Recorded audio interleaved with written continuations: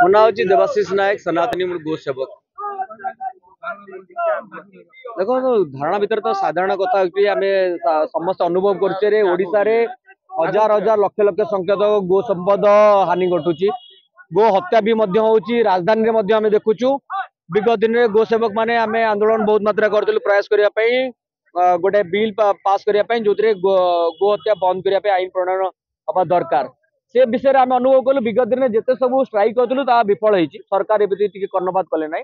आज स्ट्राइक भिन्न एपाई आज केवल स्ट्राइक होनी आप देखुए संख्या आम बेसी ध्यान देनु आम ध्यान देचु। आज यदि सरकार आम कथा न शुणती आज आमरण अनशन पूरा जे पर्यंत गो आईन प्रणयन न होती से पर्यंत गो सेवक भाई माने संपूर्ण रूपे अंग स्ट्राइक जी आज।